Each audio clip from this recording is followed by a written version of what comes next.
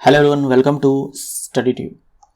बढ़ेंगे हम लोग इस सीरीज में आगे और करेंगे इस वीडियो में इस सीरीज का सेट नंबर 86। ये इस पूरे सीरीज का सेट नंबर 86 है और लाइट चैप्टर का पार्ट 8 है। तो पहला सवाल है, दो पारदर्शी माध्यमों को अलग करने वाला इंटरफेस पर एक प्रकाश किरण का मार्ग चित्र में दर्शाया गया है। माध्यम ए के सापेक्ष माध्यम बी के अपवर्तनांक को किसके द्वारा दर्शाया जाता है। हमसे सवाल पूछा गया है माध्यम बी का अपवर्तनांक माध्यम ए के सापेक्ष क्या होगा, यानी कि म्यू बी ए पूछा गया है, तो ये बराबर हो जाएगा म्यू बी बट्टे में म्यू ए। अच्छा, इस म्यू को यानी कि अपवर्तनांक को हम लोग एन से भी दिखाते हैं, तो हम इसे ऐसे भी लिख सकते हैं एन बी बट्टे में एन ए। अब जरा यहां पर देखो, प्रकाश किरण जो है मीडियम ए से मीडियम बी में आ रही है, आने के बाद अभिलंब की ओर झुक जा रही है, क्योंकि ये है आपतन कोण जो कि बड़ा है, ये अपवर्तन कोण ये छोटा है। अगर ये प्रकाश किरण नहीं झुकती तो ये ऐसे निकलती है ना, ये ऐसे निकल जाती ऐसे, लेकिन ये अभिलंब की ओर झुक गई है। तो सीधी सी बात है, ये जो माध्यम बी है ये सघन है, ये माध्यम ए जो है विरल है। इसका मतलब ये हुआ कि जो म्यू बी है वो बड़ा है म्यू ए से, यानी कि एन बी बड़ा है एन ए से। तो अगर ऊपर वाला जो ये न्यूमरेटर है वो डिनोमिनेटर से बड़ा है, तो ये रेशियो जो है एक से बड़ा आएगा, है ना, एक से बड़ा आएगा। तो हमारा आंसर बी हो जाएगा, हमारा आंसर बी हो जाएगा। द्रव ए का अपवर्तनांक 1.47 है, इसका क्या तात्पर्य है। बोल रखा है ये द्रव ए है, इसका जो अपवर्तनांक है ये 1.47 है। अपवर्तनांक का मतलब निरपेक्ष अपवर्तनांक, है ना, निरपेक्ष अपवर्तनांक, यानी कि ये जो अपवर्तनांक है द्रव ए का ये किसके सापेक्ष है, वायु या फिर निर्वात के, वायु या फिर निर्वात के, है ना।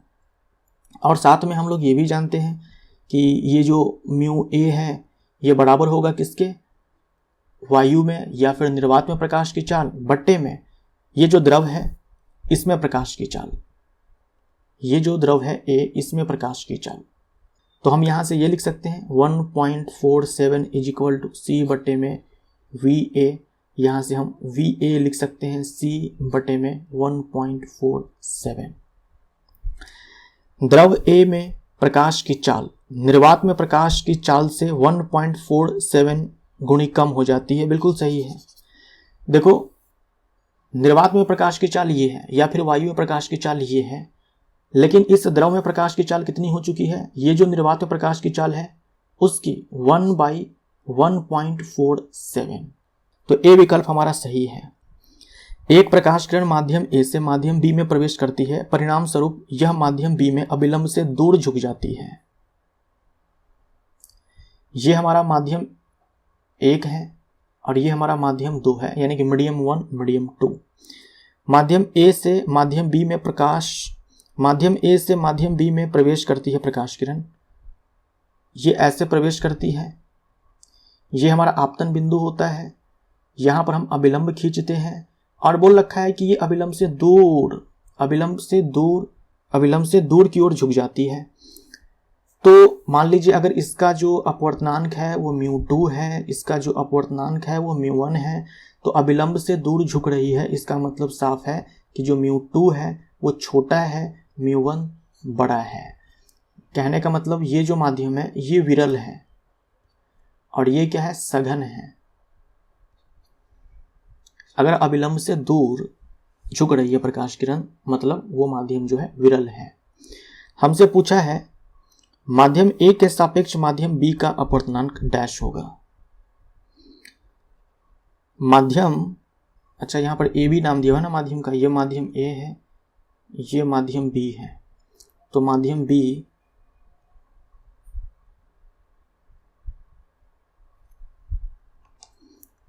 बी का जो अपवर्तनांक है वो कम है माध्यम ए से, ठीक है, ये ए ये बी। तो हमसे पूछा है माध्यम बी का अपवर्तनांक माध्यम ए के सापेक्ष, तो म्यू बी बटे में म्यू ए। अब ये जो म्यू ए है ये बड़ा है ये जो म्यू ए है ये बड़ा है और म्यू बी छोटा है, तो ये जो रेशियो है ये आपको मिलेगा 1 से कम। अच्छा, आप ये सोचेंगे कि आपने कहा था कि जो अपवर्तनांक है ये जो है कभी 1 से बड़ा जो है सॉरी 1 से छोटा जो है कभी हो ही नहीं सकता है, लेकिन यहाँ पर तो है। देखो ये जो अपवर्तनांक मैंने कहा था ना कि जो 1 से छोटा नहीं हो सकता है, वो कौन सा था? निरपेक्ष अपवर्तनांक था। वहाँ पर जो हम लोग निकालते हैं अपवर्तनांक वो वायु के सापेक्ष निकालते हैं। यहाँ पर दो अलग अलग माध्यम है, यहाँ पर वायु कोई नहीं है, ठीक है। तो ये चीज हो सकता है, लेकिन निरपेक्ष अपवर्तनांक का मान या फिर सिंपली अपवर्तनांक का मान जो है कभी भी 1 से छोटा नहीं आएगा। तो 1 से कम हमारा आंसर। जब हम किसी माध्यम का अपवर्तनांक वायु के सापेक्ष निकालेंगे ना, वो मान आपको कभी भी 1 से छोटा नहीं मिलेगा। 2 पृष्ठों से घिरा हुआ कोई पारदर्शी माध्यम जिसका एक या दोनों पृष्ठ गोलीय है डैश कहलाता है। 2 पृष्ठों से घिरा हुआ कोई पारदर्शी माध्यम है, एक पारदर्शी माध्यम है जो 2 पृष्ठों से घिरा हुआ है, जिसका एक या दोनों पृष्ठ गोलीय है डैश कहलाता है, तो लेंस कहलाता है।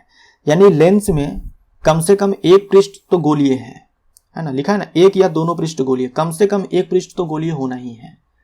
दोनों हो सकते हैं, दोनों पृष्ठ गोलीय हो सकते हैं, लेकिन कम से कम एक होना जरूरी है। जैसे आप यहां पर देखिए अलग अलग प्रकार के लेंस आपको दिखलाए गए हैं। यहां पर देखो दोनों पृष्ठ गोलीय है, यहां पर ये पृष्ठ गोलीय है लेकिन ये एकदम समतल है, फ्लैट है।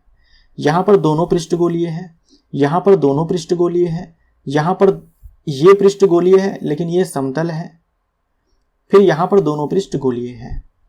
तो कम से कम एक पृष्ठ तो गोलीय होना ही है। तो लेंस जो है अपने आप में एक पारदर्शी माध्यम है जिसमें 2 पृष्ठ होते हैं, दोनों में कम से कम एक जो है आपको गोलीय मिलेगा, और खास करके इसे हम लोग बोलते हैं गोलीय लेंस, है ना, गोलीय लेंस। निम्नांकित में असत्य विकल्प की पहचान करें। असत्य विकल्प की पहचान करना है। लेंस का कम से कम एक पृष्ठ गोलीय होता है, सही है, कम से कम एक पृष्ठ गोलीय होता है। लेंस के दोनों पृष्ठ समतल भी हो सकते हैं, नहीं हो सकते हैं, दोनों पृष्ठ समतल नहीं होंगे। लेंस का कम से कम एक पृष्ठ गोलीय होगा। लेंस पारदर्शी पदार्थों से बना होता है, जी बिल्कुल भाई, लेंस से प्रकाश को आर पार जाना है तो पारदर्शी माध्यम ही चाहिए, अपारदर्शी तो चाहिए नहीं। चश्मे में हम लेंसों का ही उपयोग करते हैं, तो ये भी सही है। आंसर हमारा क्या हो जाएगा? बी, क्योंकि ये गलत है। निम्न में से कौन द्वि उत्तल या उत्तल लेंस की विशेषता नहीं है? देखो द्वि उत्तल लेंस हम लोग किसे बोलते हैं? द्वि उत्तल लेंस हम लोग बोलते हैं इसे, ये द्वि उत्तल लेंस है। इंग्लिश में बोलेंगे बाई कॉन्वेक्स लेंस। बाई यानी कि द्वि, कॉन्वेक्स यानी कि उत्तल, बाई कॉन्वेक्स लेंस, या फिर इसी को सिंपली हम लोग कॉन्वेक्स लेंस बोलते हैं। तो कभी भी कॉन्वेक्स लेंस लिखा हो या केवल उत्तल लेंस लिखा हो तो उसका मतलब आप द्वि उत्तल ही समझेंगे। इसका दोनों पृष्ठ गोलीय है, देख लो, दोनों पृष्ठ गोलीय है और बाहर की ओर उभरा हुआ है। इसमें बाहर की ओर उभरे 2 गोलीय पृष्ठ होते हैं, ये सही है। यह किनारों की अपेक्षा बीच में मोटा होता है। बीच वाले पार्ट में क्या है कि मोटा होता है और किनारों पर ये पतला होता है, ठीक है। बीच में मोटा होता है, किनारों पर पतला होता है। यानी मैं आपको उत्तल लेंस और अवतल लेंस दोनों दे दूं, आंख पर मैं पट्टी बांध दूं आपको और पूछूं बस छू करके बताओ कि ये उत्तल है या अवतल है, तो आप कैसे पहचानेंगे? आप देखेंगे किनारों पर कौन पतला है, बीच में कौन मोटा है। जो बीच में मोटा होगा, किनारों पर पतला होगा, वो लेंस जो है आपका उत्तल लेंस होगा। इसे अभिसारी लेंस भी कहते हैं, जी बिल्कुल, अभिसारी लेंस कहते हैं, क्योंकि जब समानांतर प्रकाश किरण जो है इस पर आपतित होती है, जब समानांतर प्रकाश किरण ऐसे आपतित होती है, जब समानांतर प्रकाश किरण ऐसे आपतित होती है तो ये जा करके केंद्रित हो जाती है एक बिंदु पर, है ना। एक बिंदु पर जाकर के ये सारी प्रकाश किरणें जो है केंद्रित हो जाती है, यानी इसी को बोलते हैं कि अभिसरित हो जाती है। एक बिंदु पर जाकर के अभिसरित हो जाती है, इसीलिए हम इसे अभिसारी लेंस भी कहते हैं। तो सी जो है सही है। इसे अपसारी लेंस कहते हैं, गलत हो जाएगा। अपसारी लेंस हम लोग बोलेंगे किसको? अवतल लेंस को।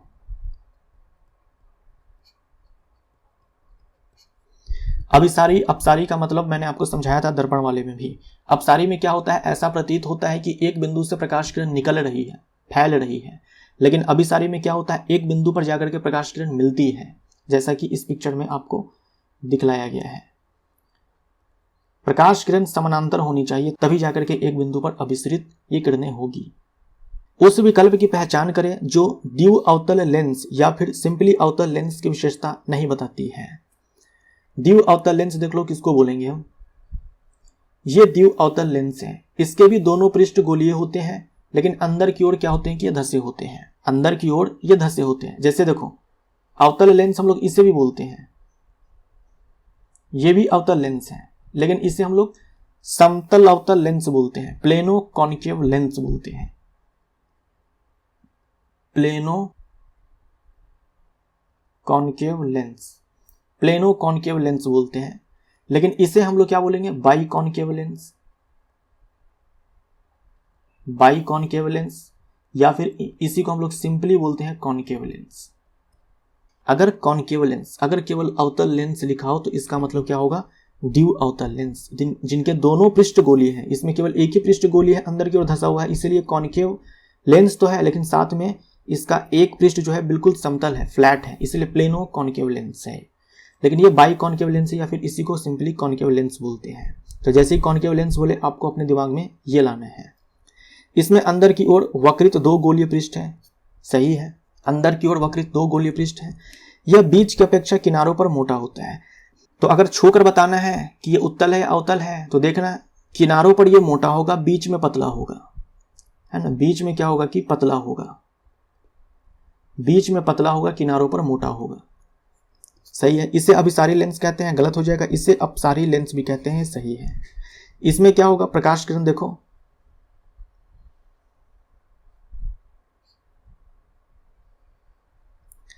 जब इस वाले लेंस में प्रकाश किरण जो है ऐसे इस पर आपतित होती है तो ये ऐसे अपवर्तित होती है,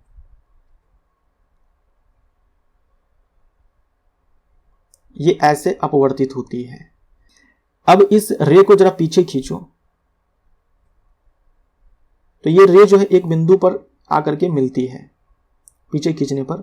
अब एक्चुअल में तो यहां से जा नहीं रही है ये किरणें, जो है एक्चुअल में इस बिंदु से ये किरणें तो जा नहीं रही है, लेकिन हमें ऐसा प्रतीत हो रहा है कि ये जो किरण है ना, ये किरण अपवर्तन के बाद जो हमें दिख रही है वो यहां से निकल रही है, अपसारित हो रही है। ऐसा प्रतीत होता है कि अपसारित हो रही है, फैल रही है, इसीलिए हम इसे अपसारी लेंस कहते हैं। उत्तल लेंस और अवतल लेंस दोनों में डैश, उत्तल लेंस बोले मतलब द्वि उत्तल लेंस, अवतल लेंस यानी कि द्वि अवतल लेंस, दोनों में डैश। दोनों में एक गोलीय पृष्ठ होता है, गलत, दो गोलीय पृष्ठ होते हैं, सही। दोनों में दो गोलीय पृष्ठ होते हैं। एक समतल पृष्ठ होता है, नहीं। एक पृष्ठ अपारदर्शी होता है, नहीं, अपारदर्शी होता है, नहीं। दो गोला है, जैसे मान लो ये गोला ए है, ये बी है। ए गोले से ये वाला पृष्ठ लिया गया और बी गोले से ये वाला पृष्ठ लिया गया, और ये देखो लेंस का निर्माण हो गया, दोनों को ज्वाइंट कर दिया, लेंस का निर्माण हो गया, है ना। जो बी गोला है वहां से इस वाले पृष्ठ, सॉरी, जो बी गोला है इससे इस वाले पृष्ठ को लिया गया, जो ए गोला है उससे ये वाला पृष्ठ लिया गया। 3D में इमेजिन करो, 3D में, फिर उन दोनों को ज्वाइंट कर दिया, तो ये हमारे पास क्या बन गया, लेंस बन गया। अब देखो इस गोले का भी अपना केंद्र होता है, ये जो गोला ए है इसका भी अपना केंद्र है, ये जो गोला है इसका भी अपना केंद्र है, दोनों का अपना अपना केंद्र है। इसके केंद्र को मैंने नाम C1 दिया है, इसके केंद्र को मैंने नाम C2 दिया है। अब इस गोले का जो केंद्र होता है यहां पर हम बोलते हैं उसे लेंस का वक्रता केंद्र, जैसे दर्पण में वक्रता केंद्र हुआ करता था वैसे लेंस का वक्रता केंद्र है। लेकिन लेंस में दो गोले का इस्तेमाल हुआ है तो यहां पर दो वक्रता केंद्र होगा, क्योंकि दोनों गोले के पास भाई अपना अपना केंद्र है, तो लेंस में दो वक्रता केंद्र होते हैं। यहां भी दो गोले का इस्तेमाल होता है, ये इस प्रकार हमारा लेंस का निर्माण हुआ है, दो गोले का इस्तेमाल हुआ है, इस दोनों के पास भी अपना अपना केंद्र है, तो यहां भी इसको हम वक्रता केंद्र बोलेंगे। यहां भी दो वक्रता केंद्र होते हैं, तो लेंस के पास जो है दो वक्रता केंद्र होते हैं। अब क्योंकि दोनों के पास दो दो वक्रता केंद्र है तो दोनों के पास दो दो मुख्य फोकस भी होंगे। निम्न में से सही विकल्प की पहचान करें। लेंस का प्रत्येक पृष्ठ एक गोले का भाग होता है, लेंस का प्रत्येक पृष्ठ एक गोले का भाग होता है, बिल्कुल सही है। देखो लेंस का ये पृष्ठ अगर हम लेते हैं तो ये इस वाले गोले का भाग है, और हम ये पृष्ठ लेते हैं तो इस वाले गोले का भाग है। यहां भी ये पृष्ठ लेते हैं तो इस गोले का भाग है, ये पृष्ठ लेते हैं तो इस गोले का भाग है। तो सही है। लेंस में 2 वक्रता केंद्र होते हैं, सही है। लेंस में 1 वक्रता केंद्र होता है, गलत है। लेंस में 2 मुख्य फोकस होता है, सही है। भाई 2 वक्रता केंद्र है तो 2 मुख्य फोकस है। और एक चीज मैं आपको यहां पर बता दूं, जो ये वक्रता केंद्र है ना लेंस के केस में, इसको हम लोग दिखाते हैं 2f से। जैसे ये C1 है तो इसको हम लोग 2f1 बोलेंगे, 2f1 बोलेंगे। f1 क्या है? मुख्य फोकस। मुख्य फोकस और मुख्य फोकस के डबल डिस्टेंस पे क्या होता है कि वक्रता केंद्र होता है, इसलिए यहाँ पर 2 से मल्टीप्लाई कर दिया गया है। तो ये जो C1 है इसे हम 2f1 बोल सकते हैं, और जो C2 है इसे हम 2f2 बोल सकते हैं, इसे हम 2f1 बोल सकते हैं, इसे हम 2f2 बोल सकते हैं। तो कहीं पर 2f1 2f2 लिखा हुआ है तो समझना कि वक्रता केंद्र ही है। किसी लेंस के दोनों वक्रता केंद्र से गुजरने वाली एक काल्पनिक सीधी रेखा लेंस की डैश कहलाती है। तो देख लो, ये हमारे पास लेंस है जिसके पास ये 2 वक्रता केंद्र है। यहां से एक काल्पनिक रेखा गुजरती है जिसे हम लोग मुख्य अक्ष कहते हैं। बी हमारा आंसर हो जाएगा। और देखो, ये जो वक्रता केंद्र है, 2 वक्रता केंद्र है, जिसे मैंने आपसे कहा कि इसे आप 2f1 बोलेंगे, इसे आप 2f2 बोलेंगे। इन दोनों का जो मिड पॉइंट होगा उसे हम लोग बोलते हैं ऑप्टिक सेंटर, प्रकाशिकी केंद्र। इसे हम लोग O से डिनोट करते हैं। या फिर आप ये भी बोल सकते हो कि ये जो लेंस है इसका जो मिड पॉइंट है, ये जो ऑप्टिक सेंटर होता है इस लेंस का मिड पॉइंट होता है। इसे हम क्या बोलेंगे? ऑप्टिक सेंटर, प्रकाशिकी केंद्र। लेंस का केंद्रीय बिंदु डैश कहलाता है। इसे प्रायः अक्षर O से निरूपित किया जाता है। तो यही चीज मैंने आपसे कहा कि इसे हम लोग क्या बोलते हैं? प्रकाशिकी केंद्र बोलते हैं। निम्न में से असत्य कथन की पहचान करें। लेंस के प्रकाशिकी केंद्र से गुजरने वाली प्रकाश किरण बिना किसी विचलन के निर्गत होती है। यह बिल्कुल सही है। ये आपको अच्छे से ध्यान में रखना है, ठीक है? ये आपको अच्छे से ध्यान में रखना है। देखिए, ये प्रकाशिकी केंद्र से एक प्रकाश किरण गुजर रही है। क्या यहाँ पर अपवर्तन के बाद जो है प्रकाश किरण की दिशा में कोई परिवर्तन हुआ? नहीं हुआ। यहां हुआ? नहीं हुआ। तो अगर हम लेंस के प्रकाशिकी केंद्र से, मान लो ये ऑप्टिक सेंटर है, यहां से अगर हम लाइट को ऐसे भेजते हैं, लाइट रे को, तो बिना किसी विचलन के ये सीधे के सीधे ऐसे निकल जाएगी। और सेम होगा अवतल लेंस के केस में। गोलीय लेंस की वृत्ताकार रूपरेखा का प्रभावी व्यास इसका द्वारक कहलाता है। ये जो डिस्टेंस है, ये लेंस है ना, ये जो डिस्टेंस है, ये डिस्टेंस, इससे बोलते हैं अपर्चर, इसे बोलते हैं अपर्चर, द्वारक। ये जो डिस्टेंस है इसे हम लोग अपर्चर बोलते हैं, द्वारक बोलते हैं। तो ये सही है, द्वारक यानी कि अपर्चर। लेंस के दोनों वक्रता केंद्र प्रकाशिकी केंद्र से समान दूरी पर होते हैं। तो ये भी सही है। मैंने अभी आपसे चर्चा किया यहाँ पर कि ये जो वक्रता केंद्र है और ये जो वक्रता केंद्र है समान दूरी पर है ना, समान दूरी पर है। लेंस के दोनों वक्रता केंद्र प्रकाशिक केंद्र से समान दूरी पर होते हैं। यहाँ पर दोनों विकल्प जो है एक ही है। चलो मैं एक काम करता हूँ, यहाँ पर मैं लिख देता हूँ असमान, है ना, यहाँ पर और लिख दो असमान। मैं लिखना चाह रहा था, छूट गया वो। तो डी हमारा आंसर हो जाएगा। लेकिन यहाँ पर हम लिखेंगे क्या? असमान, असमान दूरी है, या फिर बोल सकते हो कि भिन्न दूरी पर है। मुख्य अक्ष के समानांतर आपतित प्रकाश किरण उत्तल लेंस से अपवर्तन के बाद मुख्य अक्ष पर एक बिंदु से मिलती है। यह बिंदु डैश कहलाता है। देखो, अभी हम लोगों ने कहा कि जो उत्तल लेंस है वो अभिसारी लेंस है। क्यों? क्योंकि जब समानांतर प्रकाश किरण जो है आपतित होती है उस उत्तल लेंस पे, तो अपवर्तन के बाद एक बिंदु पर जाकर के अभिसरित हो जाती है, एक बिंदु पर जाकर के अभिसरित हो जाती है, एक बिंदु पर जाकर के कन्वर्ज हो जाती है, एक बिंदु पर जाकर के केंद्रित हो जाती है। ये मुख्य अक्ष है। इसके समानांतर ये प्रकाश किरण ऐसे आपतित होती है उत्तल लेंस पर, और ये जाती है मुख्य अक्ष के एक बिंदु से। अगर मान लो हम यहां से एक प्रकाश किरण भेजते हैं समानांतर, तो ये भी अपवर्तन के बाद जो है यहीं से जाएगी, इसी बिंदु से। इसे हम लोग बोलते हैं मुख्य फोकस। तो ये देख लो, मुख्य फोकस ये है। अच्छा, मान लो अगर हम प्रकाश किरण को ऐसे भेजते हैं, इधर से भेजते हैं समानांतर, तब वो ये वाली मुख्य फोकस से जाती। अगर हम प्रकाश किरण को ऐसे भेजें यहाँ पर, तो वो ऐसे जाती, इस वाले मुख्य फोकस से जाती। तो लेंस के पास 2 मुख्य फोकस होता है, एक f1 और दूसरा f2, और 2 वक्रता केंद्र होता है C1 C2। लेकिन मैंने आपसे कहा यहाँ पर हम इसे 2f1 2f2 बोलते हैं, 2f1 2f2। ये पहला मुख्य फोकस, ये दूसरा मुख्य फोकस। तो ये लेंस का मुख्य फोकस कहलाता है। मुख्य अक्ष के समानांतर आपतित प्रकाश किरण अवतल लेंस से अपवर्तन के बाद मुख्य अक्ष के एक बिंदु से आती हुई प्रतीत होती है। यह बिंदु डैश कहलाता है। जैसे उत्तल लेंस में तो हम लोगों ने देखा कि भाई प्रकाश किरण ऐसे समानांतर आती है तो ऐसे मुख्य फोकस पर जा करके वास्तव में मिलती है। यहां पर देखो प्रकाश किरण तो ऐसे चली गई, भाई यहां से तो प्रकाश किरण फैलती है ना, तो ये ऐसे चली जाती है, लेकिन हमें ऐसा प्रतीत होता है कि F1 से आ रही है। अगर आप इसको पीछे मिलाओ तो F1 पर जाकर के ये किरण जो है काटती है, मिलती है मुख्य अक्ष पे, तो ये बिंदु हमारा F1 कहलाता है। तो उत्तल लेंस के केस में अपवर्तन के बाद ये जो किरण है वास्तव में जाकर के मुख्य फोकस पे मिलती है, लेकिन अवतल लेंस के केस में मुख्य फोकस से आती ही प्रतीत होती है अपवर्तन के बाद। तो यहां भी आंसर हमारा लेंस का मुख्य फोकस कहलाएगा। किसी लेंस के मुख्य फोकस और प्रकाशिक केंद्र के बीच की दूरी को क्या कहते हैं? बहुत ही आसान है। दर्पण के केस में जो ध्रुव हुआ करता था, दर्पण के केस में जो ध्रुव हुआ करता था वही चीज यहां पर प्रकाशिक केंद्र है। वहां पर ध्रुव और फोकस के बीच की दूरी को हम लोग क्या बोलते थे? फोकस दूरी बोलते थे। यहां पर भी प्रकाशिक केंद्र और फोकस के बीच की दूरी को हम लोग फोकस दूरी बोलेंगे। बी हमारा आंसर हो जाएगा। ये फोकस दूरी है ना, ये फोकस दूरी है। हो सकता है बचपन में आपने ये वाला प्रयोग किया होगा, है ना। ये जो लेंस हम इस्तेमाल करते थे, हमारे ज्योमेट्री बॉक्स में ये लेंस हुआ करता था, ये कॉन्वेक्स लेंस हुआ करता था। अगर आपने उसको छुआ होगा तो आपको फील हुआ होगा कि बीच में मोटा हुआ करता था और किनारों पे पतला हुआ करता था। आप बोलेंगे हाँ हाँ हाँ हाँ, आपने सही बोला। सन से लाइट रे आ रही होती है और हम एक कागज को जलाने की कोशिश करते हैं, तो इस लेंस से हम लोग करते क्या है? इस लेंस से हम लोग ये करते हैं कि सन का प्रतिबिंब बनाते हैं।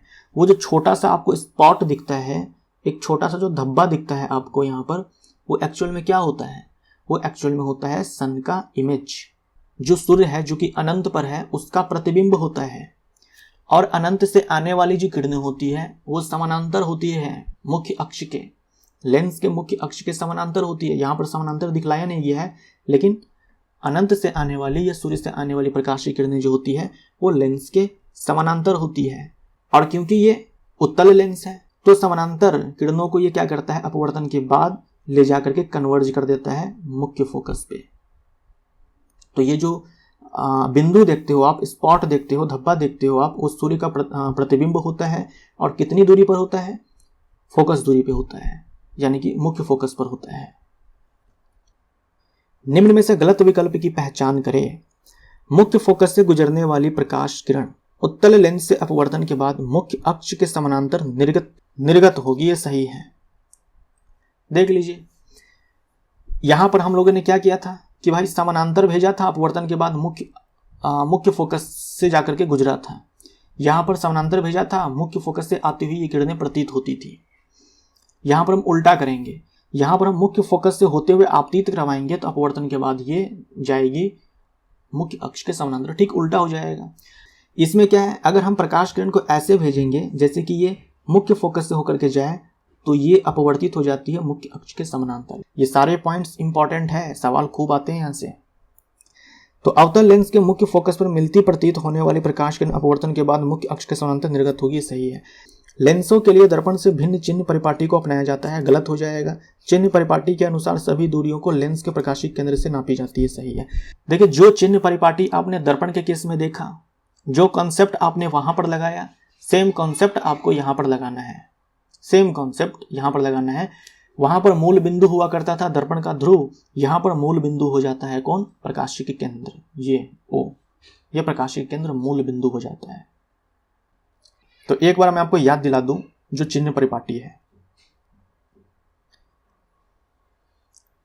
ये मूल बिंदु है 0,0 हम लोग जिसे बोलते हैं। इधर हम लोग पॉजिटिव एक्स एक्सिस लेते थे, इधर हम लोग निगेटिव एक्स एक्सिस लेते थे। सारी दूरी हम लोग कहां से मापेंगे? यहां ऑप्टिक सेंटर से, प्रकाशिक केंद्र से। तो अगर आप इस डायरेक्शन में दूरी मापते हो तो धनात्मक, और अगर प्रकाशिक केंद्र से इस डायरेक्शन में दूरी मापते हो तो ये ऋणात्मक। अगर मुख्य अक्ष के लंबवत दूरी मापते हो तो धनात्मक, और मुख्य अक्ष के नीचे दूरी मापते हो तो ऋणात्मक। सॉरी, यहां पर ऋणात्मक होगा, धनात्मक नहीं।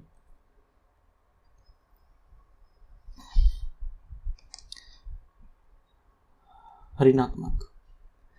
वस्तु को हमेशा लेंस के बाईं ओर रखेंगे, वस्तु को हमेशा लेंस के बाईं ओर रखेंगे। भाई वस्तु को इधर भी डाल सकते हैं ना, लेकिन ऐसा नहीं करेंगे हम लोग।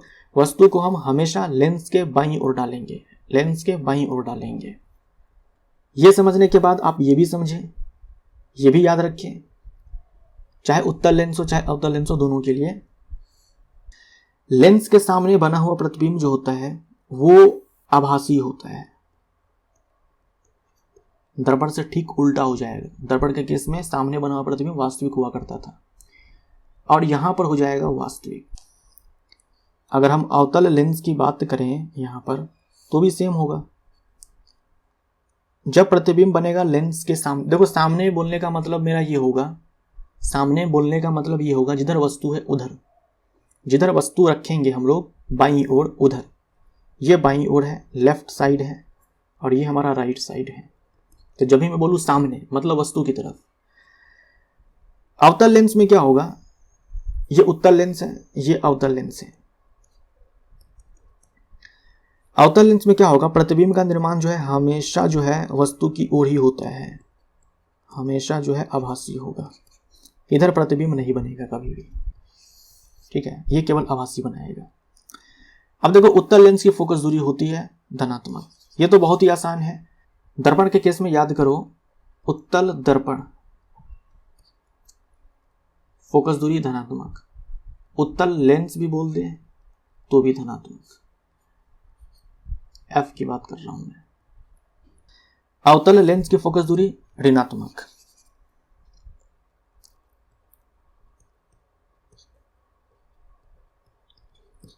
अवतल दर्पण, अवतल लेंस फोकस दूरी निगेटिव, ऋणात्मक। लेंस के लिए अपनाई गई चिन्ह परिपाटी के अनुसार निम्न में से सही विकल्प का चयन कीजिए। वस्तु दूरी हमेशा ऋणात्मक लेते हैं, सही है। देखो जो दर्पण के केस में चिन्ह परिपाटी था वही यहां पर भी है, तो वहां भी वस्तु दूरी हम लोग लेते थे ऋणात्मक, यहां भी लेंगे ऋणात्मक। वस्तु की ऊंचाई हमेशा धनात्मक लेते हैं, बिल्कुल सही है, क्योंकि वस्तु को हम हमेशा रखते हैं मुख्य अक्ष के ऊपर की ओर। लेंस के प्रकाशिक केंद्र को मूल बिंदु माना जाता है, सही है। उपर्युक्त सभी हमारा सही आंसर है। सही विकल्प का चयन कीजिए तो सारे के सारे सही है। अवतल लेंस द्वारा अपवर्तित किरण एक दूसरे को वास्तव में कभी नहीं काटती है, अतः यह हमेशा डैश निर्माण करता है। देखिए जो अवतल लेंस होता है उससे अपवर्तित किरणें जो होती है कभी भी एक दूसरे को वास्तव में नहीं काटती है। याद करो मैंने दर्पण के केस में बताया हुआ था कि वास्तविक प्रतिबिंब का निर्माण तभी होगा जब परावर्तन के बाद प्रकाश किरणें एक दूसरे को वास्तव में काटे। तो दर्पण के सामने वास्तव में काटा करता था तो वास्तविक प्रतिबिंब बनता था।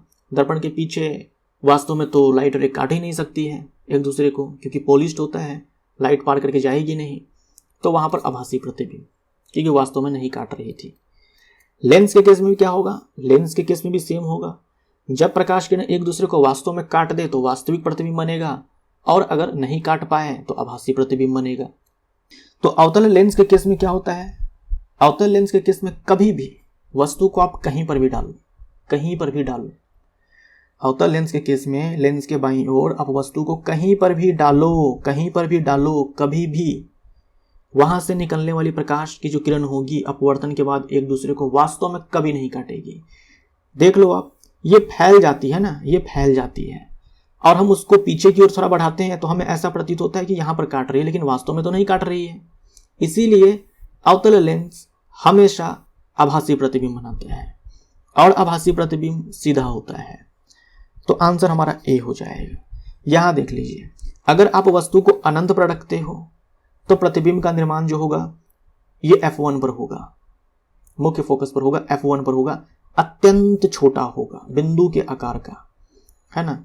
यहां पर लिख लो, जो प्रतिबिंब बनेगा अत्यंत छोटा होगा, अत्यंत छोटा, और आभासी सीधा होगा। देखो लेंस के सामने प्रतिबिंब बना तो आभासी सीधा, क्यों, क्योंकि वास्तव में प्रकाश किरणें एक दूसरे को नहीं काट रही। तो अगर हम अनंत पर वस्तु को डालते हैं अगर वस्तु को अनंत पर डालते हैं तो प्रतिबिंब बनेगा मुख्य फोकस पर और ये अत्यंत छोटा होगा, आभासी होगा। आभासी प्रतिबिंब आप जानते हो कि सीधा होता है। उसके बाद अनंत और प्रकाशिक केंद्र के बीच में कहीं पर भी डालोगे वस्तु को, अनंत और प्रकाशिक केंद्र के बीच में आप कहीं पर भी डाल दो वस्तु को, प्रतिबिंब का निर्माण जो है ये प्रकाशिक केंद्र और F1 के बीच में ही होगा। अगेन आभासी सीधा तो होगा ही, लेकिन इस बार अत्यंत छोटा नहीं बोलेंगे, केवल छोटा बोलेंगे। देखो यहाँ पर तीर का निशान आपको दिखलाया गया है, मुख्य अक्ष के ऊपर की ओर दिखलाया गया है क्योंकि सीधा प्रतिबिंब है। और यहाँ पर कुछ लंबाई आपको दिख रही है, लेकिन यहाँ पर देखो केवल आपको डॉट दिखलाया गया है क्योंकि बिंदु के आकार का प्रतिबिंब बनता है। यदि लेंस द्वारा प्रतिबिंब का निर्माण वस्तु की ओर ही होता है तो प्राप्त प्रतिबिंब होगा। अगर वस्तु की ही ओर होता है मतलब प्राप्त प्रतिबिंब जो है आभासी है, सीधा है। आभासी और सीधा प्रतिबिंब क्यों? क्योंकि लेंस के सामने वास्तव में प्रकाश की किरण एक दूसरे को तो नहीं काट सकती है, क्योंकि लेंस पारदर्शी है ना। प्रकाश की किरण निकल जाएगी, प्रकाश की किरण जो है निकल जाएगी, निकलने के बाद वो एक दूसरे को काट सकती है तो वास्तविक बन जाएगा, और अगर नहीं काट पाई तो आभासी। निम्न में से कौन सा प्रतिबिंब उत्तल दर्पण नहीं बना सकता? देखो उत्तल दर्पण नहीं बना सकता है आभासी, सीधा और छोटा, क्योंकि हम लोगों ने जस्ट देखा थोड़ी देर पहले कि आभासी, सीधा, छोटा प्रतिबिंब जो है ये अवतल लेंस बनाता है। ये कौन बनाता है? अवतल लेंस बनाता है। ये उत्तल लेंस नहीं बनाएगा। उत्तल लेंस आभासी, सीधा और बड़ा बनाएगा, ये बनाएगा। ये याद रख लेना, इंपॉर्टेंट है। यदि उत्तल दर्पण के सामने वस्तु की स्थिति अनंत पर हो तो प्राप्त प्रतिबिंब के संदर्भ में गलत विकल्प चुनें। देखिए अगर वस्तु अनंत पर हो तो चाहे लेंस उत्तल हो या अवतल हो, प्रतिबिंब का निर्माण मुख्य फोकस पर ही होगा और अत्यंत छोटा होगा। लेकिन उत्तल लेंस वास्तविक और उल्टा प्रतिबिंब बनाएगा, जबकि अवतल लेंस आभासी और सीधा प्रतिबिंब बनाएगा। सीधा याद रखो ना, अवतल लेंस मतलब आभासी, सीधा। यदि वस्तु को उत्तल लेंस के F1 पर रखा जाता है तो प्राप्त प्रतिबिंब की स्थिति कहां पर होगी? उत्तल लेंस है, देखो अवतल लेंस देता तो भाई सीधी सी बात है, अवतल लेंस में आप अनंत और प्रकाशिक केंद्र के बीच में कहीं पर भी डालोगे तो आपका आंसर क्या होगा? F1 से और प्रकाशिक केंद्र के बीच में। इसलिए अवतल लेंस के ऊपर ज़्यादा सवाल आएगा नहीं, क्योंकि वहाँ पर ज़्यादा वेरिएशन नहीं है। हाँ, उत्तल लेंस के केस में अगर आप F1 पर डालोगे, उत्तल लेंस के केस में अगर आप F1 पर डालोगे तो प्रतिबिंब का निर्माण अनंत पर होगा, और जब भी प्रतिबिंब का निर्माण अनंत पर होता है बड़ा होता है। देख लो, जब आपने F1 पर डाला तो प्रतिबिंब का निर्माण जो है अनंत पर होगा। अनंत पर यह मानकर चलो कि ये जो दोनों किरणें हैं एक दूसरे को वास्तव में काट देगी, तो वास्तविक प्रतिबिंब का निर्माण वहां हो जाएगा, साइज में बड़ा होगा, और उल्टा तो होगा ही। एक वस्तु को अवतल लेंस के मुख्य फोकस पर रखा गया। अवतल लेंस काट दो, यहाँ पर उत्तल लेंस है। उत्तल लेंस के मुख्य फोकस पर रखा गया है। इनमें से कौन सा विकल्प निर्मित प्रतिबिंब के अभिलक्षणों को निरूपित करता है? तो अगर मुख्य अक्ष पर रखा जाएगा उत्तल लेंस के सामने तो प्रतिबिंब का निर्माण अनंत पर होगा, वास्तविक होगा, बड़ा होगा, और उल्टा होगा। तो ये हमारा सेट नंबर 86 यहाँ पर समाप्त होता है। Thank you so much.